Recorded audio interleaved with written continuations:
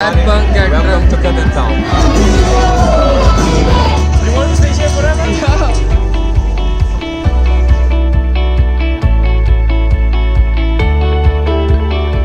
Hello everyone, welcome back to another blog. कैसे हो आप सब? तो एज प्रॉमिस आज हम लेके आ रहे हैं नया ब्लॉग आप सभी के लिए। तो आज का जो ब्लॉग होगा वो होगा कि कैसे मेरा वीज़ा एप्लीकेशन प्रोसेस था, कितना टाइम लगा था, कितनी फ़ीस लगती है वीज़ा एप्लीकेशन प्रोसेस में यूके के लिए जो स्टूडेंट वीज़ा पे आए होते हैं स्टूडेंट्स, और क्या क्या उसकी रिक्वायरमेंट्स होती है, क्या डॉक्यूमेंटेशन होती है, वीज़ा की फ़ीस कितनी होती है, कितने ड्यूरेशन में वीज़ा आ जाता है। और लास्ट में मैं आपको एक टिप दूँगा कि कैसे आप अपने वीज़ा एप्लीकेशन को, अगर आप लोगों का काफ़ी ज़्यादा टाइम के लिए डिले हो जाए या अनरिस्पॉन्सिव होता है, तो कैसे आप रिस्पॉन्स ले सकते हैं, कैसे उसको प्रायोरिटी या फास्ट ट्रैक कर सकते हैं। तो बने रहिए। लेकिन उससे पहले मैं आप लोगों को लेके आया हूँ आज कैमरन एक छोटे से टूर के लिए। तो कैमरन का टूर देते देते मैं आप लोगों को इस इन्फॉर्मेटिव वीडियो में डिस्कस करता रहूँगा। तो बने रहिए। Let's go to Camden. Camden जो है ये काफ़ी हिप्पी और पंक और गॉथिक इंस्पायर्ड मार्केट है। लाइक आप लोगों को काफ़ी कलरफुल वाइब फन प्लेस है ये। आप लोग कभी भी आ सकते हैं। 7 डेज़ वीक खुला रहता है लंदन के अंदर। नॉर्दर्न लाइन पे अगर कोई ट्यूब से आना चाहता है तो, और काफ़ी इंटरेस्टिंग मार्केट है। आप लोगों को काफ़ी इंस्पायरिंग कल्चर देखने को मिलेगा यहाँ पे, जैसे ये स्प्रे पेंट्स एंड एवरीथिंग।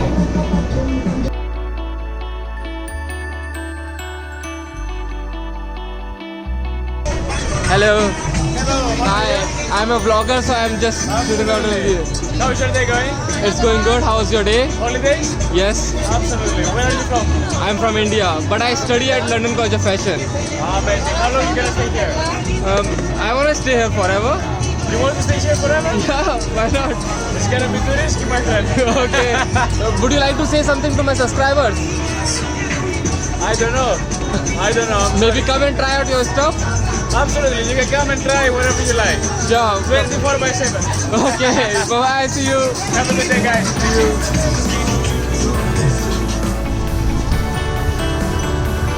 जैसे जैसे आप आगे जाएंगे ना, वैसे वैसे आपको कलरफुल अच्छे VM स्प्रे पेंटेड शॉप।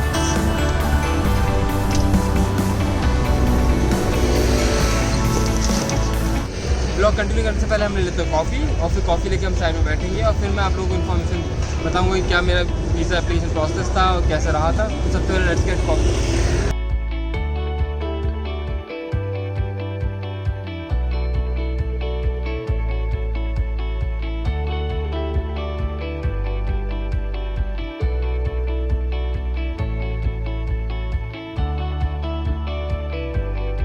तो हमने ले लिया कॉफ़ी, और हम बात करेंगे ब्लॉग की। मैंने ऑलरेडी लिख के लेके आया था कि क्या क्या, ताकि कोई इन्फॉर्मेशन छूटे नहीं।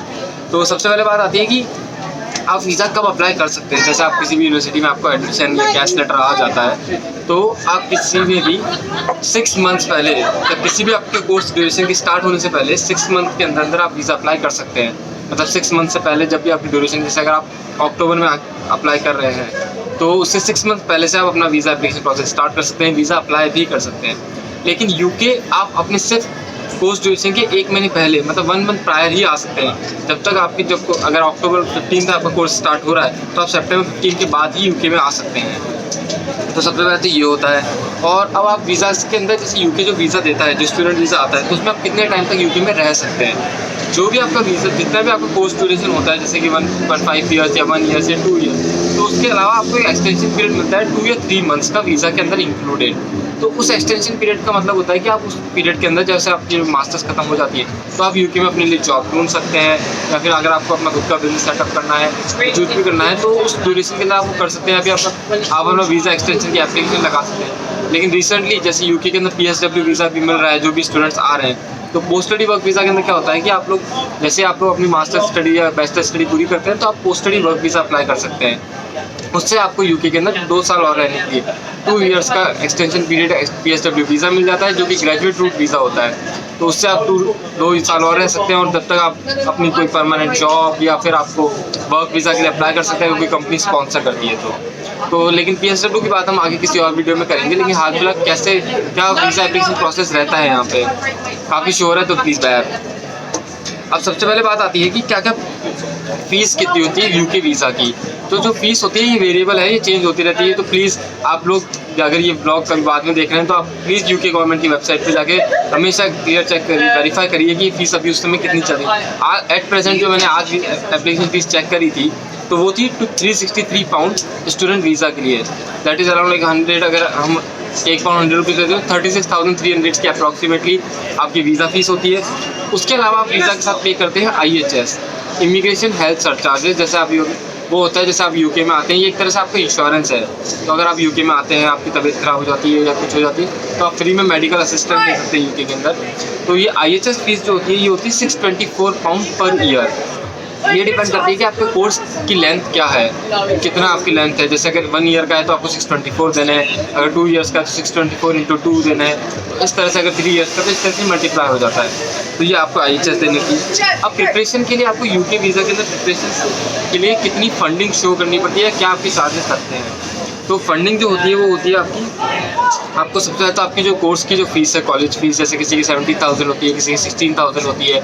जो स्टूडेंट्स UAL में आ रहे होते हैं उनकी 23,000 मास्टर्स की एवरेज वो होती है। तो उस हिसाब से आपकी एवरेज फीस जो होती है। उसके अलावा आपको शो करना होता है लिविंग एक्सपेंस यहाँ पे यूके आने से पहले वीज़ा के अंदर। तो उस वीज़ा के अंदर एक्सपेंस होता है वो होता है आपका करीब 133 पाउंड पर मंथ, जो अगर लंदन में जो स्टूडेंट्स पढ़ने के लिए आ रहे हैं, like approximately for 9 months up to, ये उनकी आज की रिसेंट वेबसाइट्स के अंदर है। तो अप्रॉक्सीमेटली अराउंड लाइक आपको 13 लाख रुपीज़ तक आपको शो करना होता है living expense for 9 months London के अंदर। और जो लोग लंदन से बाहर आते हैं वो उनको शो करना होता है 1023 like 1023 pounds for up to 9 months. Hi so 1023 pound जो यूके के आउटसाइड उनको शो करना होता है अपार्ट फ्रॉम फीस। अब जैसे कुछ स्टूडेंट्स जो होते हैं वो स्टूडेंट लोन लेके आते हैं, तो आप उसके प्रूफ के अंदर आप स्टूडेंट सेक्शन लोन लेटर लगा सकते हैं, या फिर जो भी आपका प्रूफ। अगर आप अपने पेरेंट्स के अकाउंट में फंडिंग शो कर रहे होते हैं तो आपको उनके से एक लेटर लेना होता है जो आप अपने पेरेंट्स से साइन करवाते हैं कि आप उनके अकाउंट में जो बैलेंस है वो यूज़ कर सकते हैं आपके मास्टर्स के लिविंग एक्सपेंस के लिए या फिर फीस के लिए।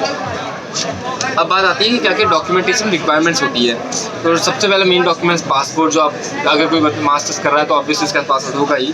सेकंड होता है कैश क्या होता है confirmation of acceptance for studies. ये कैश लेटर मिलता है मास्टर्स स्टूडेंट्स को जब उनको एक ऑफर मिल जाता है यूनिवर्सिटी से कि हाँ वो आ रहे हैं, तो एक कैश लेटर इशू करती है वो होम ऑफिस के अंदर। आपका नंबर होता है वीज़ा के लिए, तो ये कैश लेटर अटैच होता है वीज़ा के अंदर। जो रेफरेंस नंबर आता है कैश नंबर ये अटैच होता है और ये लिंक करता है आपकी स्टडीज़ को आपके वीज़ा से जो होम ऑफिस जाता है। उसके अलावा आपको फाइनेंशियल डॉक्यूमेंट, जो कि मैंने आपको बताया कि कितनी फाइनेंशियल डॉक्यूमेंट आपको शो करना है, तो उससे वो आप अपने बैंक स्टेटमेंट या बैंक लेटर ले सकते हैं बैंक से कि आपने 28 कॉन्जिक्यूटिव डेज़ के लिए ये फंडिंग शो आपने अपने अकाउंट में कर दी है। उसके अलावा आपको चाहिए होती है TV रिपोर्ट। अब बात आती है कि TV रिपोर्ट, जैसे मैंने जब अप्लाई करा था तो मैंने, जैसे मैं अजमेर से हूँ तो मैंने अजमेर के किसी हॉस्पिटल से TV चेक करा लिया था।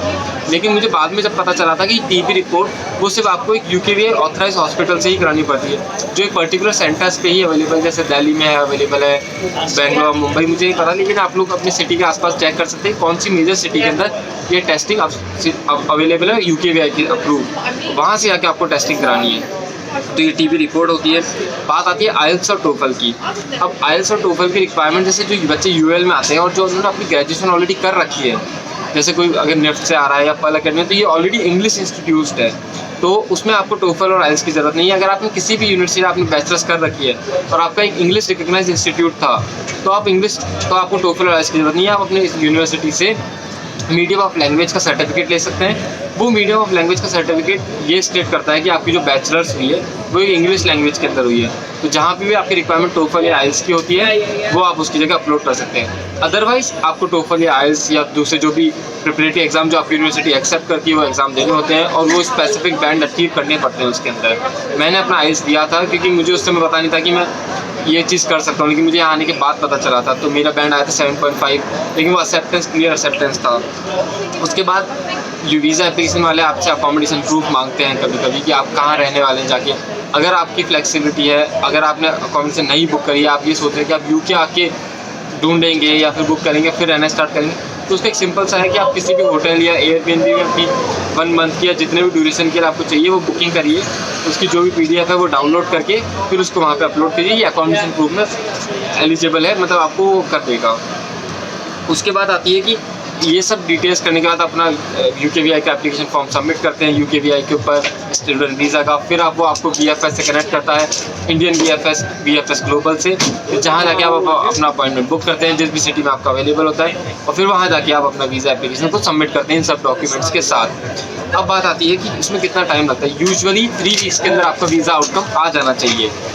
अगर 3 वीक्स के अंदर आपका वीज़ा आउटकम नहीं आ रहा और आप पर चेक करते रहिए कि क्योंकि गवर्नमेंट जो है यहाँ की UKVI वो अपडेट करती रहती है गवर्नमेंट की वेबसाइट पे, कुछ रीजंस की वजह से या तो नहीं आ रहा होगा। जैसे यूजुअली अभी शॉर्ट टूरिस्ट वीज़ा आ रहे हैं, उनका डिलेज चल रहा था, 2 महीने तक टाइम पीरियड लगा, लेकिन उनका रीज़न वहाँ पे शो हो रहा था कि यूक्रेन में जो हो रहा था उसकी वजह से वो पहले यूक्रेन के जो रेसिडेंट्स है सिटीजन थे उनको वीज़ा अप्रूव होते हैं, उसके बाद शॉर्ट वीज़ा, तो उसी तरह से वहाँ पे रीज़न होगा। अगर वो रीज़न नहीं आ रहा फिर भी आपका डिले हो रहा है तो आप कॉन्टैक्ट UKVI जो मैं लिस्ट में दे रहा हूँ उनको आउटसाइड UK के थ्रू कॉन्टैक्ट कर सकते हैं, उनको कॉल भी कर सकते हैं अगर कस्टमर केयर को, या फिर आप उनको मेल ड्रॉप कर सकते हैं और विदिन 1 वीक वो विदिन 14 डेज़ वो आप लोगों को अपना रिप्लाई कर देंगे। और फिर आप उनको मेल में एक्सप्लेन कीजिए कि ऐसे मैंने अप्लाई करा था, उससे आपको पता चल जाएगा कि आपकी एप्लीकेशन की स्टेटस क्या है। तो उसमें आपको टेंशन लेने की बात नहीं है। वो काफ़ी टाइम से मतलब UK के अंदर वीज़ा डिलेज हो रहे हैं, तो इसमें कोई टेंशन की बात नहीं है। लेकिन कोशिश करिए कि आप अपना वीज़ा जल्द से जल्द स्टार्ट कर दें प्रोसेस, जैसे आपके पास आपका कैश लेटर आ जाए और ये फाइनेंशियल और जो भी सारे डॉक्यूमेंट्स ये फिनिश हो जाए। और इसके अलावा अब आपके पास जैसे अगर आपका वीज़ा आ चुका है तो आप आपकी कोर्स स्टार्ट होने से 1 महीने पहले UK में आ सकते हैं, आप अपना अकोमोडेशन ढूंढ सकते हैं, थोड़ी प्रिपरेशंस कर सकते हैं, UK को आसपास से देख सकते हैं। तो आई होप ये वीडियो आप लोगों के लिए काफ़ी हेल्पफुल होगा। अगर आप लोगों के पास कोई क्वेश्चंस हैं जो मैंने आंसर नहीं करे तो आप कमेंट सेक्शन में करिए, मैं कोशिश करूँगा कि सबके कमेंट सेक्शन में आंसर से रिप्लाई कर दूँ। और सेकंड थिंग, मैं कोई एक्सपर्ट नहीं हूँ या कोई गाइडेंस नहीं हूँ कि ये इन्फॉर्मेशन चेंज हो सकती है, ये UKVI। अब मैं आपको एडवाइस करूँगा कि आप UK गवर्नमेंट की वेबसाइट पे ट्रस्ट करें और उसी पे मोस्टली एडवाइस जो भी इन्फॉर्मेशन है उसी को फॉलो करें।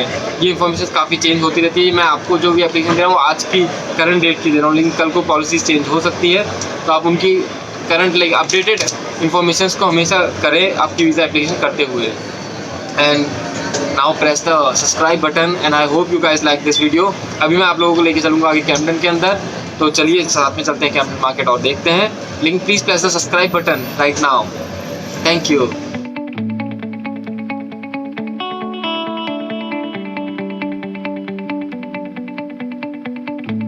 See the real punk.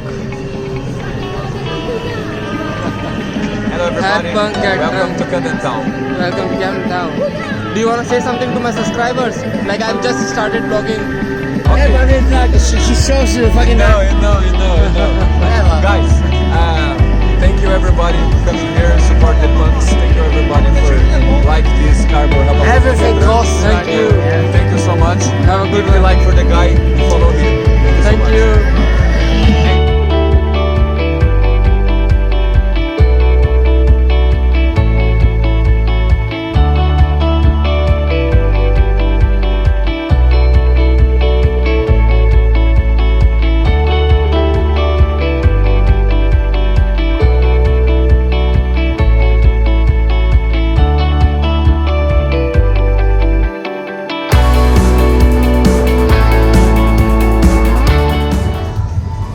Guys this is the main old Camden market, जो सबसे पहला कैम्पटन मार्केट था। ये काफ़ी famous things to do in Camden में भी आती है। Cyber dog, it's a really famous store, you all should check it out when you are visiting Kempton.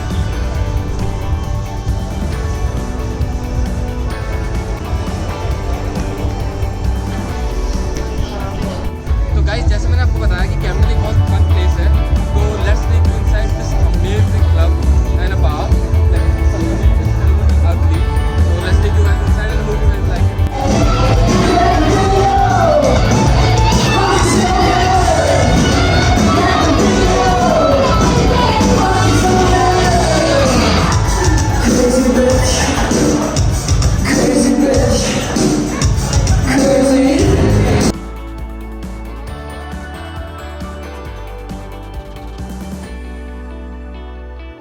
I hope you guys like this video.